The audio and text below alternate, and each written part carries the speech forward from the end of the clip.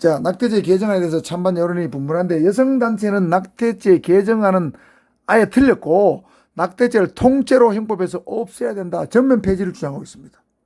뭐 여러 가지 이유가 있겠죠. 자, 일단 여성단체에서 주로 개정안에 반대하는 논거는 낙태 허용 기간을 아까 주수로 나눴죠. 낙태 허용 기간을 두는 것은 낙태죄를 유지하는 것과 같다. 정정과 별로 다를 바가 없다. 이렇게 주장하고 또 낙태죄를 유지하는 것은 여성만을 처벌한 거다. 남자는 처벌하지 않지 않느냐. 여성과 의사만을 처벌한 것이다. 그리고 낙태죄를 유지한다는 것은 여성의 건강권을 전혀 고려하지 않은 것이다. 잘못하면 낙태죄로 처벌될 수 있으니까. 그렇죠? 그 다음에 앞으로 태어날 아이의 삶까지 정말 심사숙고하고 고뇌하는 것은 여성인데 낙태를 하고 말고는 여성의 자유에 맡겨야지 왜 처벌 규정을 그냥 두느냐. 주소에 따라서. 이거 잘못된 거다.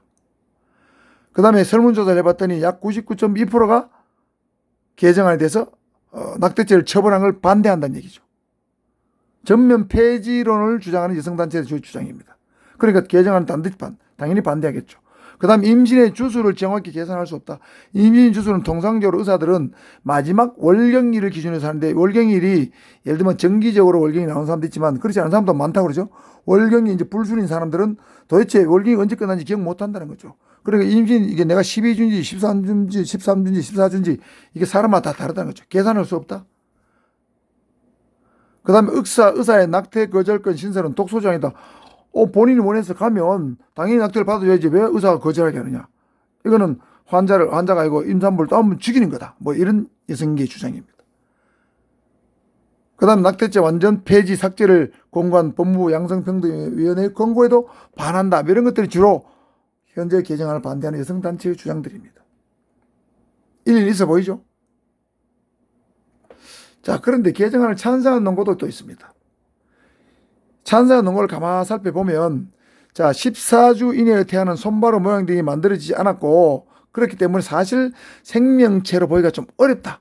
그러니 14주 이내에 태아에 대해서는 자발적으로 임산부가 원하면 낙태를 허용하는 것이 맞지 않느냐. 의학적 방법으로. 그 다음에 아주 많이 큰 24주가 지난 태아는 굉장히 어떤 뭐 얼굴의 형태, 심장도 만들어지고 팔다리도 만들어지고 하기 때문에 사실상 완전한 생명체, 즉 영아에 가깝기 때문에 24주 이상은 24주 초과한 낙태는 이거는 생명을 죽이는 행위다. 그래서 안 된다는 거죠. 그래서 14주, 24주를 기준으로 해서 주수에 따라서 나는 것은 잘한 것이다. 다시 말해서 태아의 생명권 보호, 24주 지난 건 생명권 보호죠.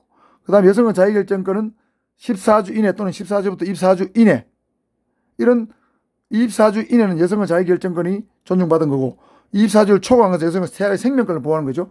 생명권과 여성의 자유결정권이 어느 정도 조화를 이루는 선에서 개정안이 만들어졌기 때문에 이거는 찬성한다. 뭐 이런 논거입니다.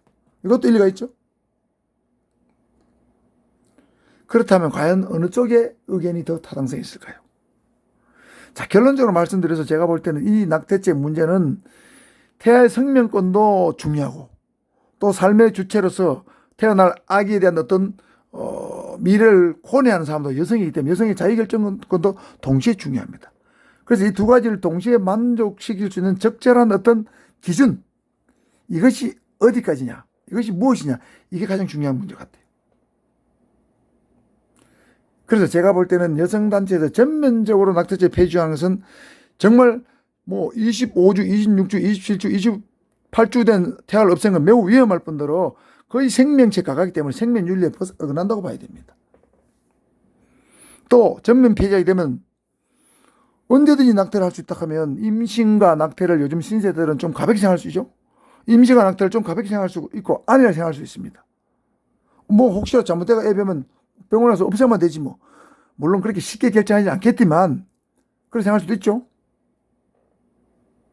성스러운 임신, 약간 생명 죽인 일을 갖고 온 낙태를 너무 가볍게 경솔하게 생각할 수 있다는 거죠. 생명 경시 풍조가 생길 수 있다는 거죠.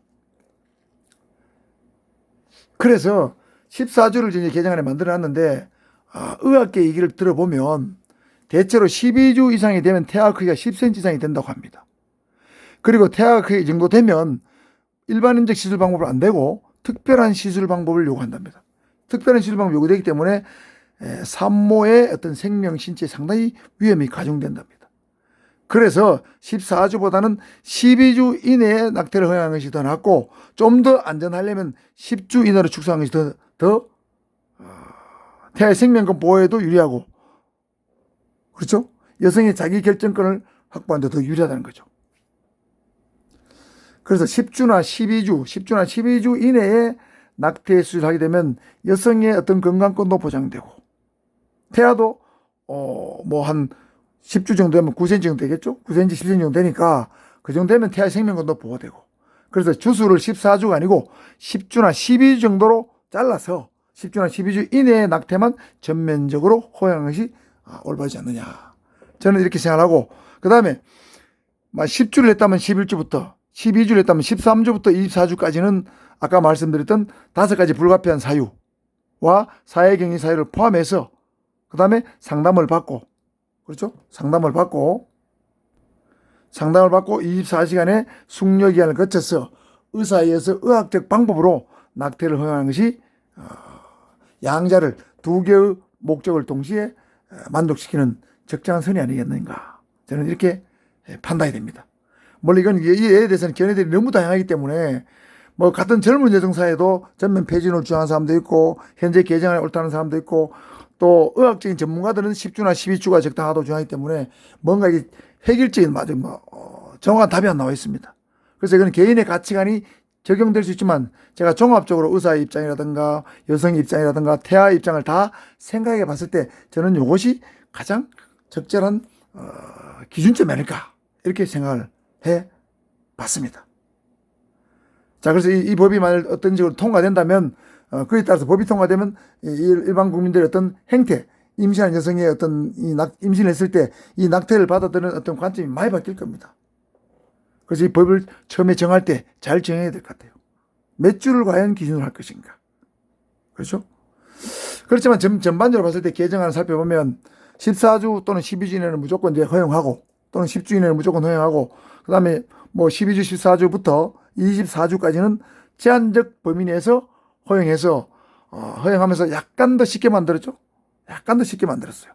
뭐 본인의 배우자의 동의가 없어도 만들었고, 그 다음에 상담 사실 확인서 같은 거, 이런 걸 통해서도 그런 것에서도 좀 낙태가 되도록 만들어줬고, 그래서 요건을 약간 강한 것 같지만 사실은 뭐 부모가 동의를 하지 않는다든지, 부모의 동의를 받기 곤란하다든지, 뭐 배우자의 동의를 받기 곤란하다든지, 이런 경우도 본인의 의사에 따라서 낙태를 허용하도록 할 수 있게 했기 때문에 결국은 큰 틀에서 보면 24주 이내는 여성의 자기 결정권이 매우 좀 더 강화되었다, 저는 이렇게 생각되기 때문에 헌법재판소의 헌법불합치 결정에 대해서 법이 적절하게 올바른 방향으로 개정되어 가고 있지 않느냐, 이런 생각을 합니다. 다만 주수의 문제는 남아있다, 이렇게 생각하는데, 여러분 어떤지 한번 생각을 해보시고 낙태죄 문제에 대해서 찬성이든 반대든 적절한 어떤 타협점 내지 개선 방안을 제시하든지 하시면 좋을 걸로 예상이 됩니다.